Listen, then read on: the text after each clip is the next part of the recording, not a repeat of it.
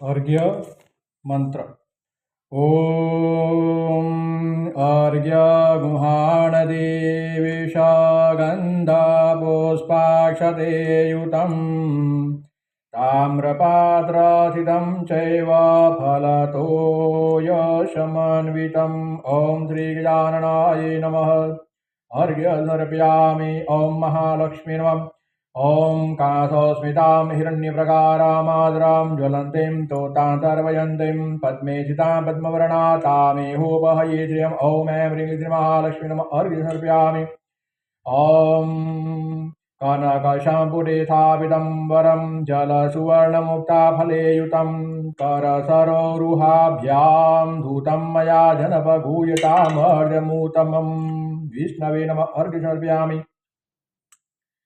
ॐ दूर्वायवाक्षतसुगन्धि हिरण्यरत्नं दर्भाम्बूजं त्रिपथगाजलपुष्पयुक्तं सवर्णपात्ररचितं फलयुक्तमर्घ्य त्वं स्वीकुरुष्व मनसार्पितमिन्दुमौले। ॐ रुद्राय नमः। अर्घ्यं समर्पयामि। दत्तात्रेयाय नमः।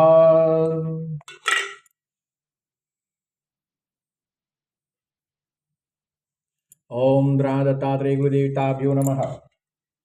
ॐ सुगन्धिं पुष्पेषु फलेश्च संयुतं हिरण्ययुक्तं सजलं मनोहरं सुवर्णपात्रथमिदं प्रभो मया दतं गुहाणार्घ्यमलौकिकं ते।